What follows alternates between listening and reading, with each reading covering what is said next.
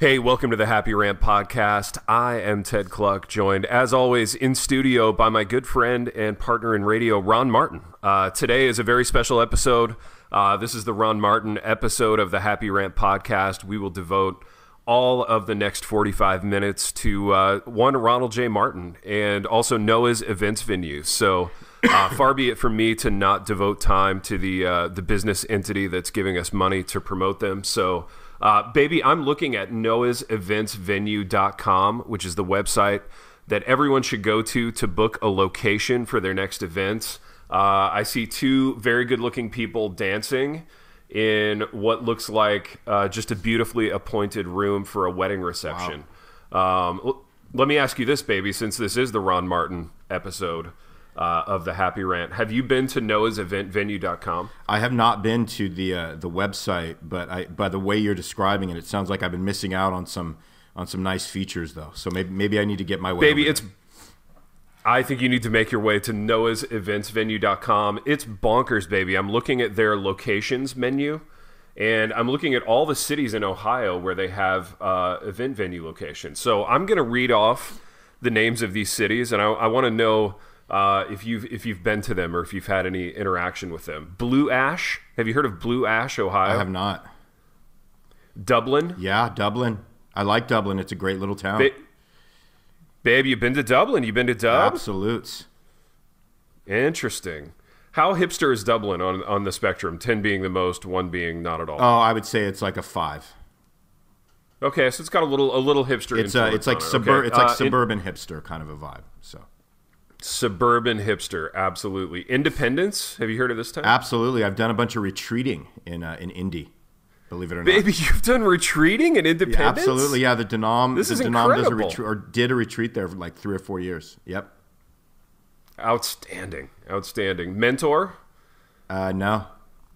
Okay, yeah, that's a town, and the last one in Ohio is a city that's near and dear to both of us, Big R, and maybe we'll start the Ron Martin interview here and the journey of Ronald J. Martin. The city is Toledo. Oh. And again, if you need a space for a church service, a wedding, a corporate event, or even a retreat, visit noahseventsvenue.com, noahseventsvenue.com. They will get you all squared away. Meeting spaces that you can, on a hipster spectrum of 1 to 10, you can make them a 10, or you can make them a 1, depending on your level of hipsterness. They have Apple TVs. They have audio-visual equipment, everything that you would need for a great event. And baby, does me saying out loud the city Toledo bring back any particular memories for you? I almost feel like I need a minute to like just regroup because the nostalgia just let it sink in. The nostalgia is just thick as mud right now for me, and maybe you can tell our audience so thick. Why that you could cut it with a knife. Yeah, absolutely. So, baby, I want to talk about how we met. So this is a crazy thing. So I was living in Lansing, Michigan. You were living in A-Town, where you currently live, Ashland, Ohio, and I think you reached out to me after you read one of the KDY books, right? Or both of the KDY books? I believe so, yeah. After I read, it might have been Emergent, yeah. Yeah, so you reached out to me after Emergent. I hit you back because I was kind of intrigued by your background, and we decided to do a thing that I think is probably a little out of character for both of us, which is meet up halfway.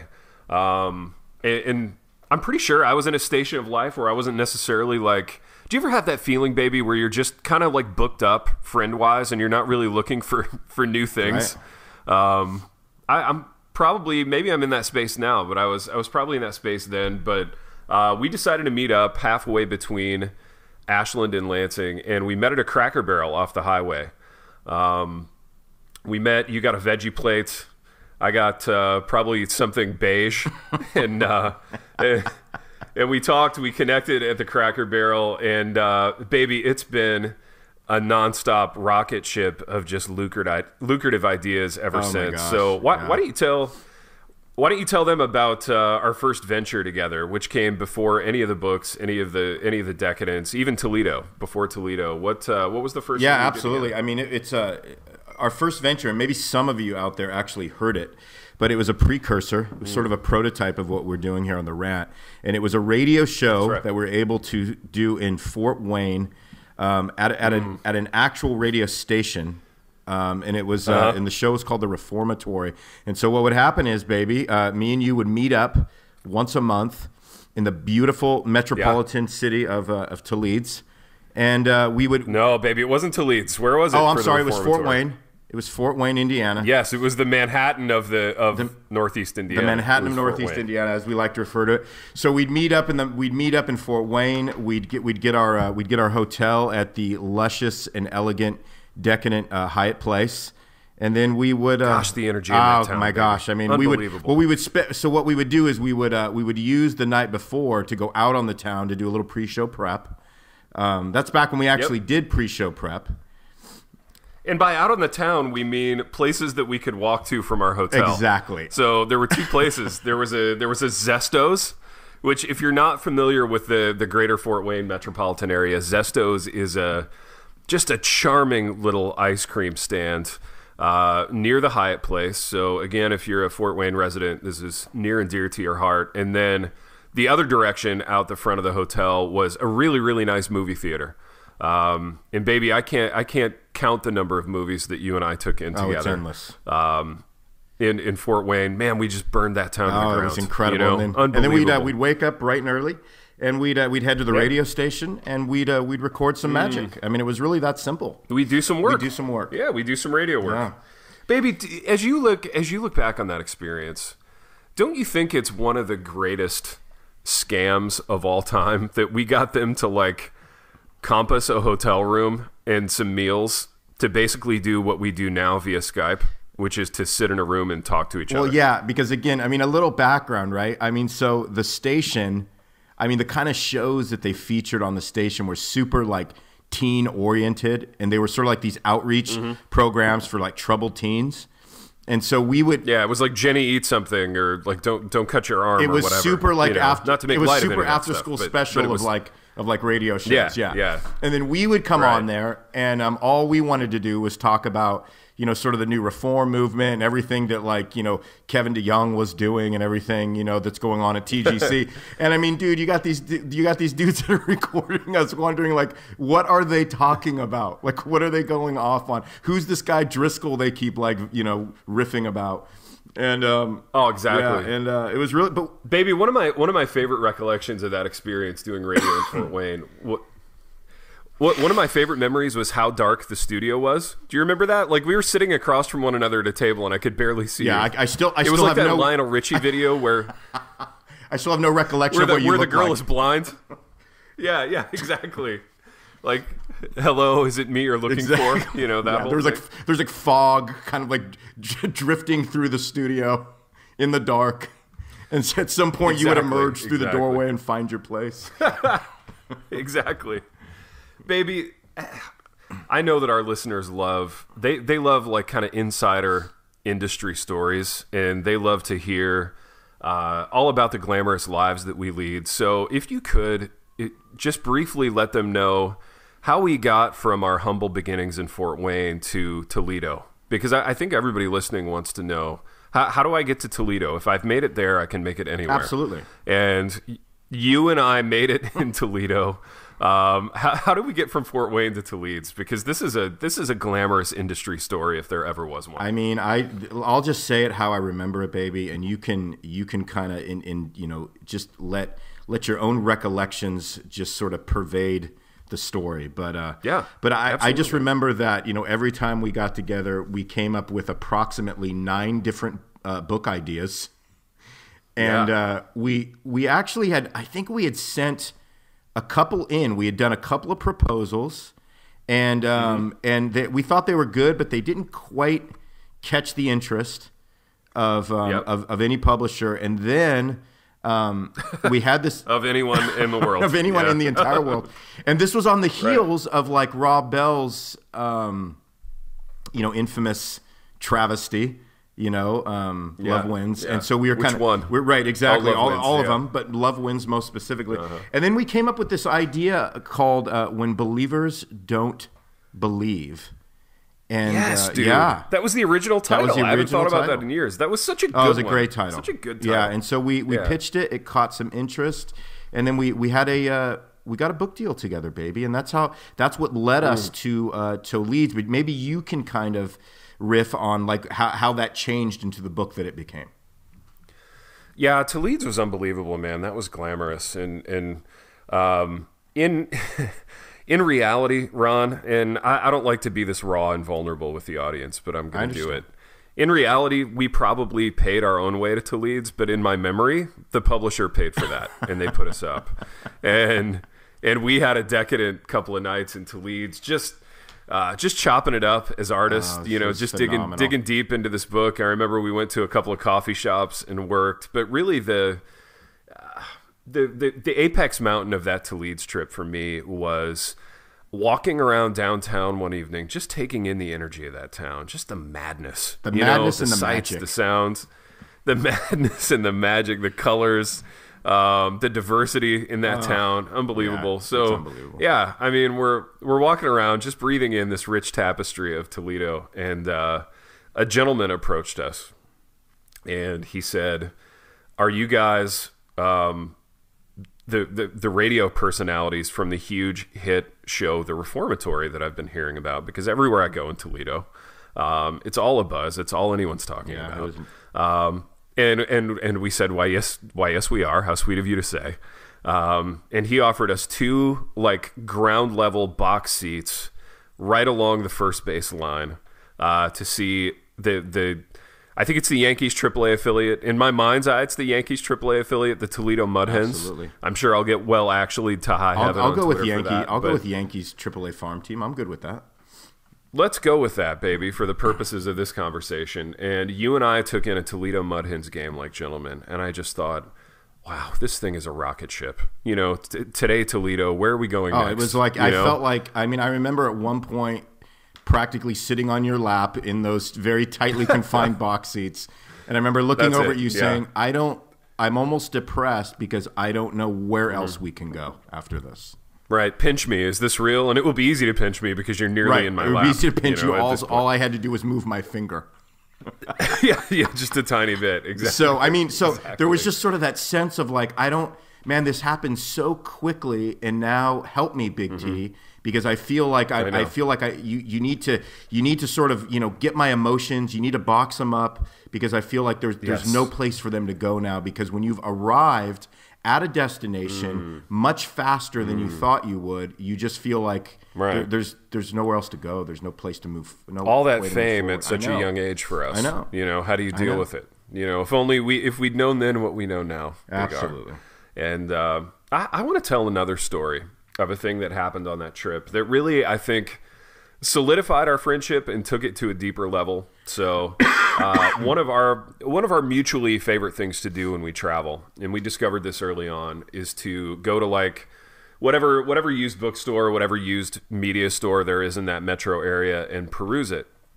And we were at a place like this, some kind of used book and record store or whatever, and we were looking around, and they had a bin of bargain DVDs. And I didn't... Oh, wow. Did you hear that, baby? Yeah. In my studio? Yeah. Baby, that's the sound of my new cat. We got a new kitty cat, So did we. Man. And, we just got one 2 weeks ago. Did you really? 2 weeks ago. Yeah. Dude, congrats. We got one like a month ago. It's incredible. Gosh. I love this cat. Yeah, we got a great cat. But she just jumped up on my desk and like knocked a bunch of stuff. You know what, though? It sounded good because right when you said it, kind of built up into this momentum. So I liked it. Yeah. No, it's really cute when she does that, man. I like it. It's my favorite. But, dude, tell me about your new cat before I get back into the story. Like, what's the deal? So we've always dreamed of having a Maine Coon, which is like a type of cat. They're these big dudes. They're really big and they're really friendly. And so we found one at a shelter. It was an older couple that just couldn't take care of it anymore. And so we just happened to be right place, right time. And we got this. These cats are usually like $1,500. We got it for almost nothing. Took it home. He took about a week to acclimate, and dude, he's like the best cat of all time. Dude, that's incredible. Yeah, we're stoked. Yeah, we had a similar story, man. We got a kitten. She was like 3 weeks old. Got her from a girl in our church who had planned to like take her to college and smuggle her into the dorm. Wow. But she got busted, and then she said, "Does anybody want this cat?" And we jumped on it, man. She's super affectionate, great kitty. Loving that, man, loving it. And I finally came to a place like grief wise where I could you could receive her.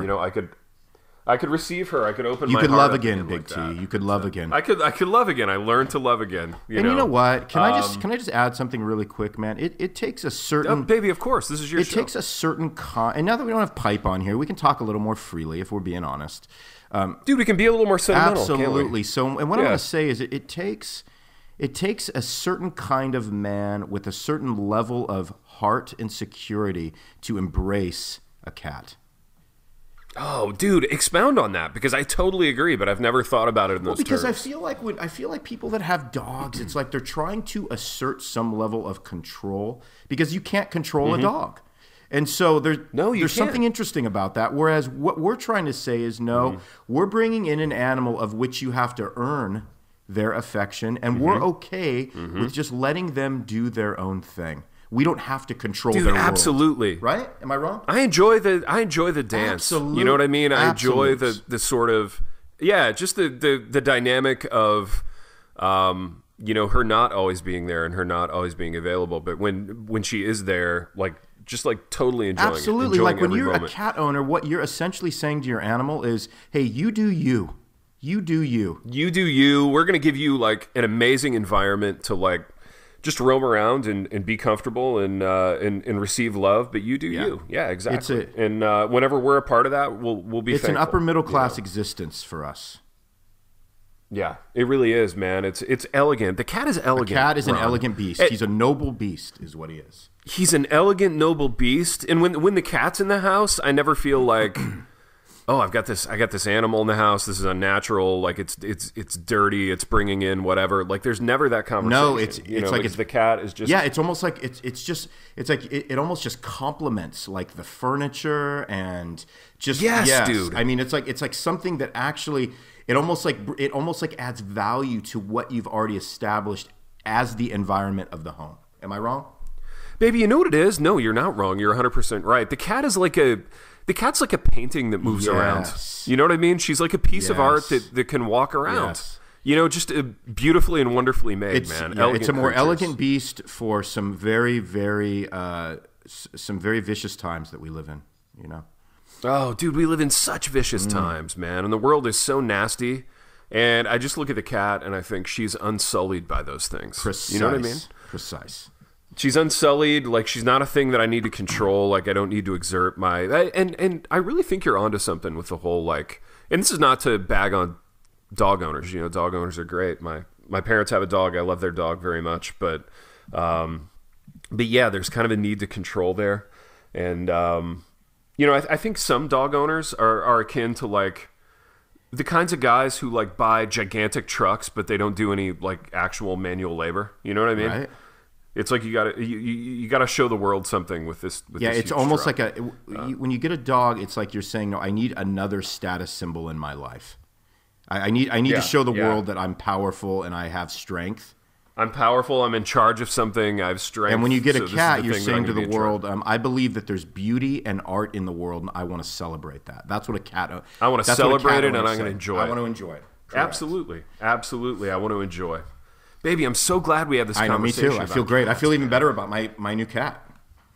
I do too. I feel encouraged, and I'm glad my cat hopped up on my desk and is knocking a bunch of things off of it right now. So if you hear anything along those lines in the background, that's what it is. And far from being annoyed by it, I am celebrating. You're celebrating it because you now live in elegant society.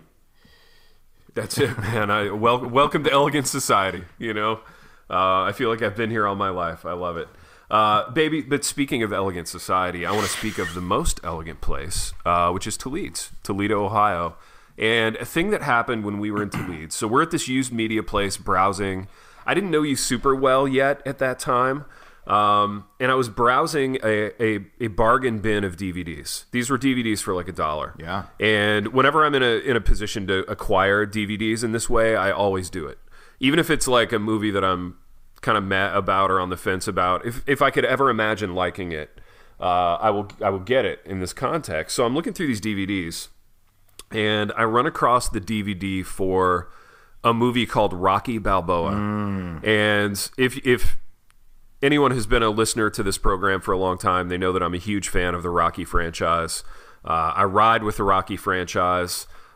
Huge fan of these movies, and I had not yet seen or I had seen Rocky Balboa. I'd seen it in the theater, and it was okay. You know, it exceeded my expectations, which, to be fair, were really low. But like, I wanted it in my collection. Like, I just wanted to round out at that time my Rocky collection. So I'm going to buy this. But then I had a little catch, baby, in my spirit, because I thought, you know, Ronnie was in the music industry. He's this like ethereal, like hipster figure. He probably hates movies like this. Like, he's probably going to mock me for buying Rocky Balboa. And that wasn't going to stop me from buying it, but I just had the thought, this is probably beneath him. He probably watches like Tree of Life and pretends to get it, you know. He's probably a fan of Terry Malick. Terry's work. Terry's a lovely man. What a lovely man, though, Terry. Yeah, just a wonderful man. So I pick up Rocky Balboa, and I walk it up to the counter, and I said to you, I said, baby, I don't suppose there's any way you would want to watch this with me tonight. And you said, what did you say? I said, baby, are you kidding? That was literally one of my favorite movies of the year. Comeback of the decade for Sylvester. Yeah. I loved Rocky Balboa. Loved it. Oh, baby, I feel like that opened up our friendship in amazing ways, because you know, that touched off this conversation that's really been going on for about a decade about sports films between us. And even though you like to bluster about how much you hate sports and how little you care about sports, which is a true statement on one hand. It like is. Yeah. When it comes to like local team, you know, Cleveland sports, whatever, you could care less. But you are a fan. You are an aficionado. You are a resident expert on sports movies. So I want to walk through with the time we have left. We have about 20 minutes left. I want to walk through your top 5 sports movies, baby. And they don't have to be in any particular order, but I just want you to lay a movie on us, some analysis, why you love it, what makes a great sports movie. Let's go top 5 Ron Martin sports movies. Yeah, no, I appreciate that, and I know that there's a lot of there's some measure of paradox there. With I don't watch live sports. I have no interest in it, but anytime a sports movie comes out, it really tugs at my strings, and it's because I love underdogness. Like, I love underdog culture, and all sports movies are underdog culture come to the big screen. They sure are. So I love that. Baby, you're like a cat. You're a little mysterious in these paradoxes. Absolutely. You know? So to start out, why don't we start out with what I think might be my favorite sports movie? Again, not in order, but I just watched this about a month ago, and it felt very like apropos for the season, and that, of course, is a Gene Hackman vehicle called Hoosiers. Oh, baby, I love Hoosiers. It's so good. It's so good. Hoosiers is one of my favorite atmosphere movies. It's amazing. Like, to me, fall and winter in Indiana, in like corn country, the cornfields where I grew up, Hoosiers just immediately takes me back there. Incredible Gene Hackman performance. One of maybe his best performance, in my opinion. I just, because he showed so much heart. Hackman always plays these characters that are like, you're not sure if they're good guys or bad guys. Most of the time they're bad guys. And he came and he played this character. It's just this guy in his 50s that had just kind of made a bit of a mess out of his life because of his temper and coaching an old, a prior like college basketball team that he had coached. And man, he'd just come out of the Navy, just retired from the Navy. He didn't have anything going on in life. And this friend of his that was the principal of a small Indiana school invites him in to be the high school basketball coach. He accepts the job. He comes in, and the whole movie is just literal magic. It's magic. And not only that, it totally is. The soundtrack is beautiful. So like I mean, sometimes I'll just listen to the soundtrack while I'm working on stuff, you know? And it's just such a classic. It's the ultimate underdog story, and it's based on a true story. So yeah, it sure is, baby. And I love Hackman's characters. They're always broken in some way. You know what I mean? They're always broken. It's very real, the character arc. A lot of regret there. A lot of regret. Yes, Hackman. And I love the regret. Yeah. But I love the regret, but I love the redemption that takes place. Let me ask you this about Hoosiers, baby. Who's your favorite player on the Hickory basketball team who's not Jimmy Chitwood? So if you take Jimmy Chitwood, the superstar, off the table, like who's your second favorite player on Hickory's basketball team? Yeah, I really liked the son of the pastor's son. Strap. Strap. The kid that's always every time they would break, he would like have to like wait. because he would be praying. Fellow man of the cloth, baby. You feel a connection. Yeah, so I thought that was really interesting, because I don't know that you would see that in a movie in 2018 anymore. You know what I mean? Yeah. That was vulnerable. Yeah. That was vulnerable for them to like put that in there. You know, dude, it was super vulnerable. Yeah, you couldn't have that in a movie. I wonder. Yeah, I wonder. I think it would not fly. It would not hold up. Strap would have to be like an ecumenical sort of Unitarian in 2018, totally, man. Where Strap would be like, he'd be like kneeling on a prayer rug in one scene, and then holding a copy of like Love Wins in his other hand, and like holding a copy watching of the Love Oprah Wins. channel. Yeah, exactly. He'd have to be juggling a lot of different perspectives exactly. in 2018. So. Tip of the cap to you, Strap, wherever you are. Our second favorite character in Hoosiers. So, baby, walk me through another story. Yeah, so one of my faves besides Hoosiers, next on the list, I would say is Robert Redford in 1984's The Natural. And that, to me, is, incredible film. It's a lot. It shares some similarities to Hoosiers in that it's a little bit earlier time-wise, but it's still like, 60, 70 years ago. It's that era of American sports when it was very glamorous, it was very pure, and it kind of men dressed up to go to the ballpark. Men dressed up in suits. They wore fedoras, they wore suits. Always wore suits, always wore those caps. It was kind of like, during like the war eras, it was kind of the foundational, kind of component for American families to hope and believe again, Yeah, and Redford, absolutely. Oh my gosh, man! Just talk about like a tale of total and utter regret. Yeah, absolutely. Why are those characters so interesting to us? But they are. I mean, those characters like that never get old for me. What's the appeal? Because I think we just we find ourselves in them, and I think something about being in the faith, as opposed to just being somebody who doesn't have a relationship with Christ, is that you can actually be honest about your regrets. You can say, no, I do have regrets. Yeah. I do have regrets. And unlike the world that says, but I wouldn't do it any differently, you can say, no, I would do it a lot differently. I totally would do it differently. Yeah, there's I got a laundry list of things I would do differently if I would have been more sanctified back then, or if I would have known the Lord. And so I think all that's good. And then so it allows us to really see ourselves in these characters. And then it makes sort of the redemptive part of what they go through that much more real for us, I think. No, I completely agree, man. That's a great point. And I think, for those of us who do know Christ, there's great freedom and encouragement in that. We don't have to be, bound or broken by our regrets like these guys are. And really all great dramas at some level are, the world trying to figure out a secular theology of what constitutes a good life, right? Yeah. So, I mean, it's all these guys trying to like redeem themselves or sort of work their way into some kind of peace in their spirits, but it makes for a fascinating story. Yeah, and baby, what else? I think, or you can say whatever. No, you not want at to all. I was gonna say there was something about there's Redford's character in The Natural as being kind of this guy that had his chance. He blew it. He's a little bit older now.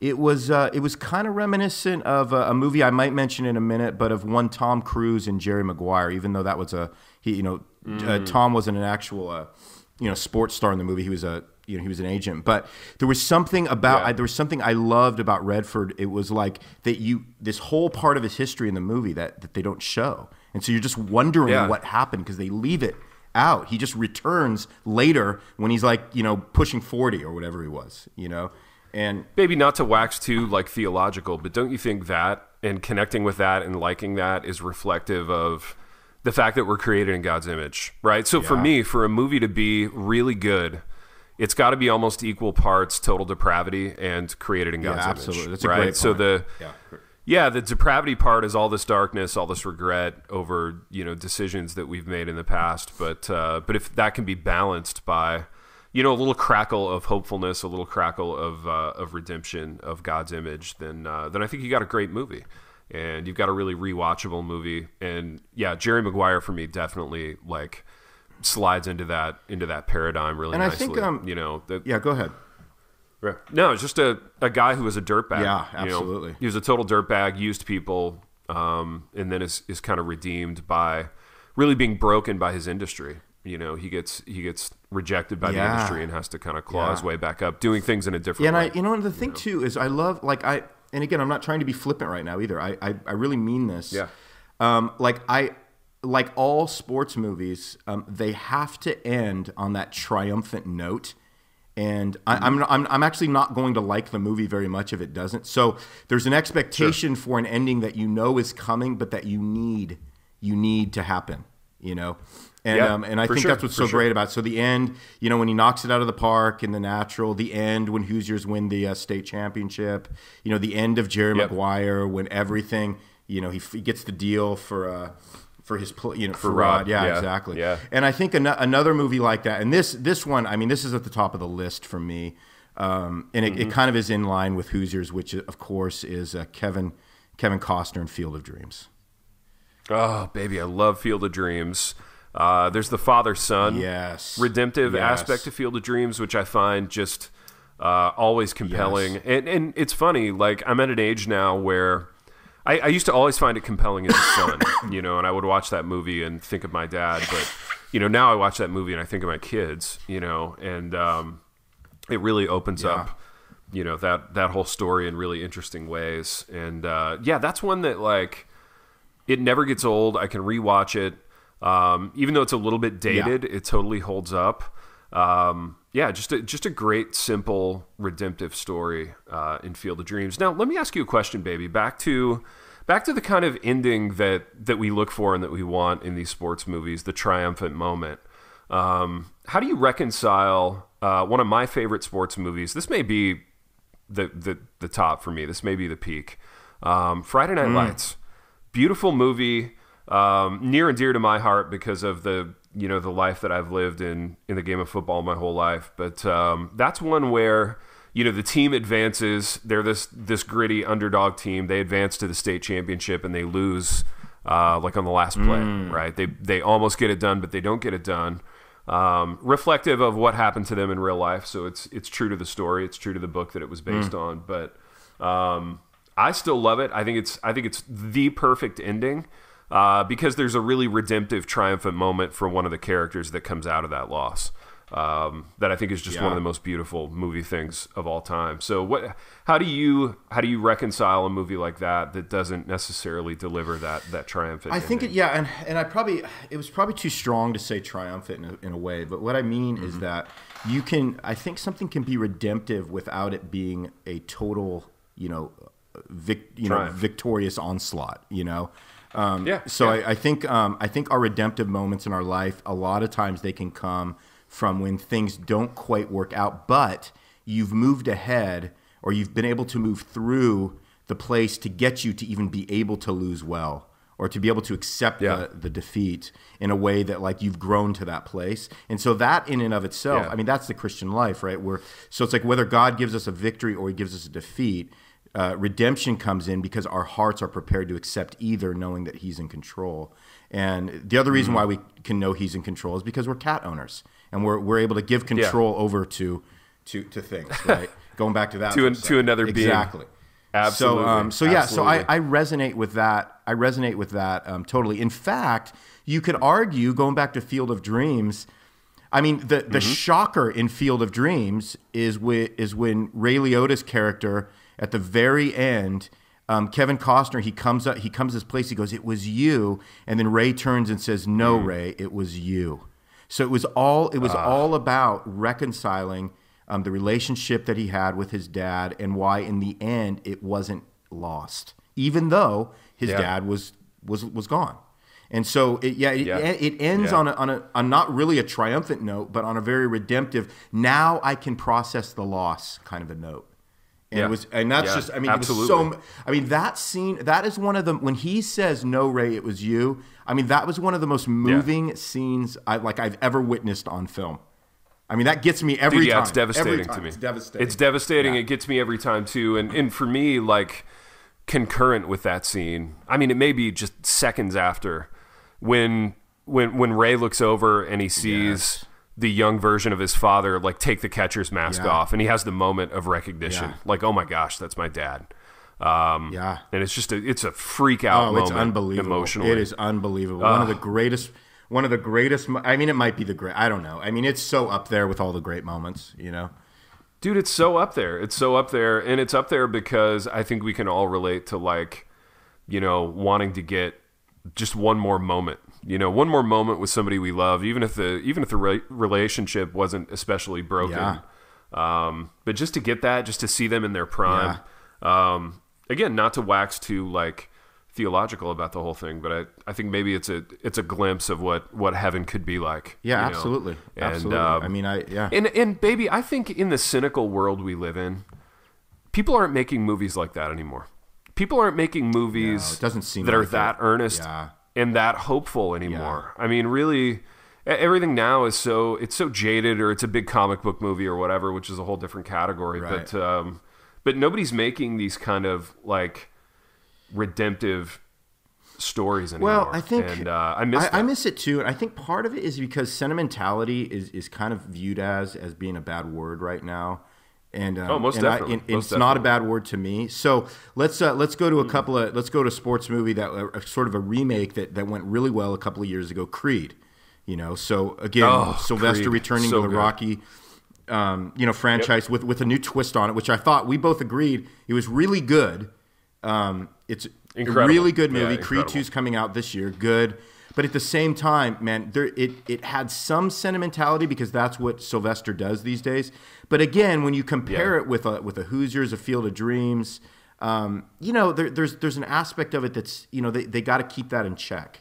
They got to keep it in check. Yeah, yeah, dude, they do. They definitely keep it in check. And I think the magical moment in Creed was almost personal for Sylvester Stallone, and it was Stallone like finally making his peace with being old. Yes, absolutely. And like to me that was really significant. And it was a really significant like cultural moment too, because everybody in our culture is so obsessed with youth and young and anti-aging, this and that, and it's like, Stallone finally sort of crying uncle and just saying, you know what, I'm a broken old man in this movie. And crying uncle at 75 years old, I can't box anymore.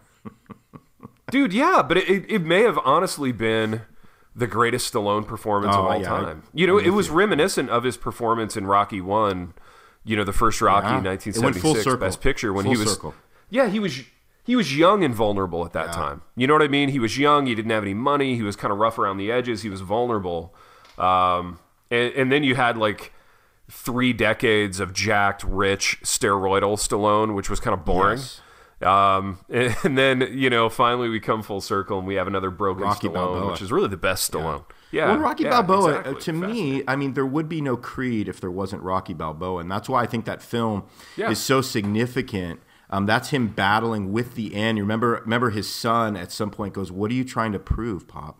Like, what do you like? Yeah. Like, I mean, this doesn't make so his son is coming to him saying like, this doesn't make any sense anymore. Look in the mirror." And there was that reckoning moment between him and his son. And I thought that was such an important scene, which to me kind of led him to being able to do these Creed movies and have those things be cohesive, Dude, absolutely. Absolutely. So baby, we've got 5 minutes left.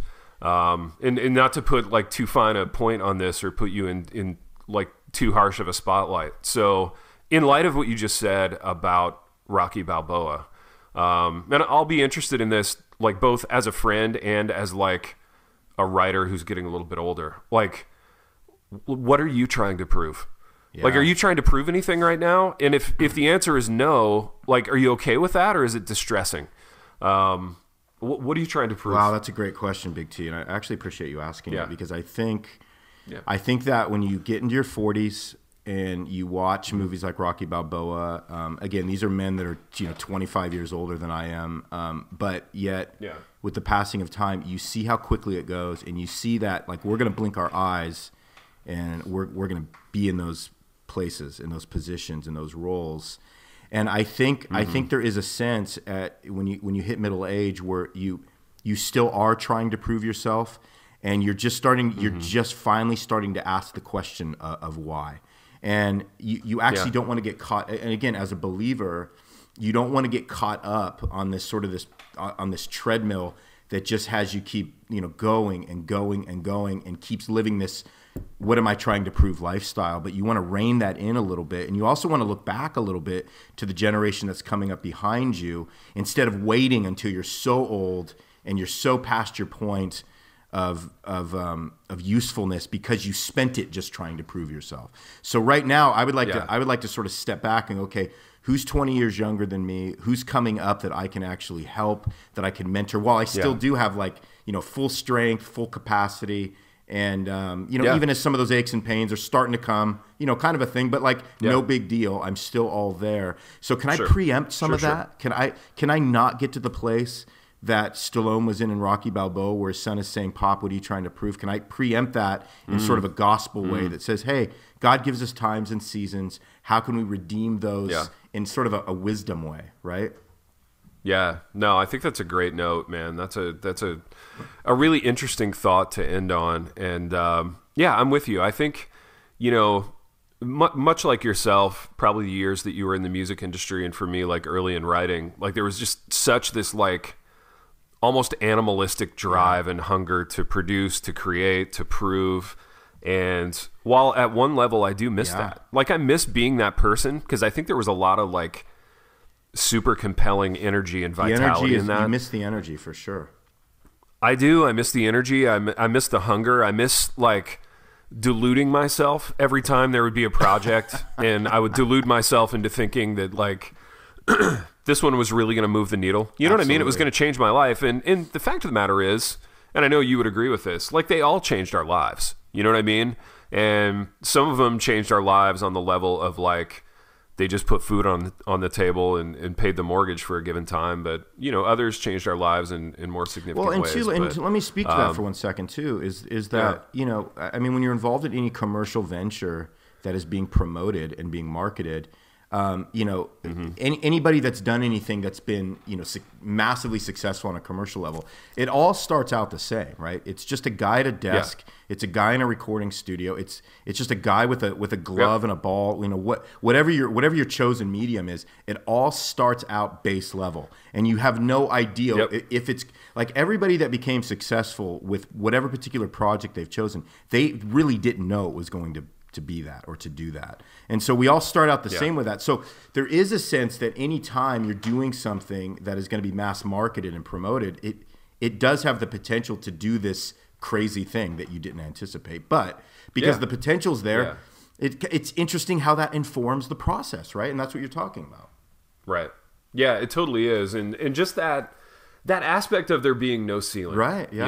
I remember in those days feeling with almost every project like there's no ceiling. But, I think being this age, you've lived 15, 20 years of doing those projects, and you realize like, there is a ceiling and this is what it is. And this is what it's going to do. And I don't have any misconceptions. Right. And that sort of takes away the low lows. You know what I mean? You're not in that valley of despair as often anymore, which I am super grateful for. 100%. But I also miss the super high highs. And it's fun to dream.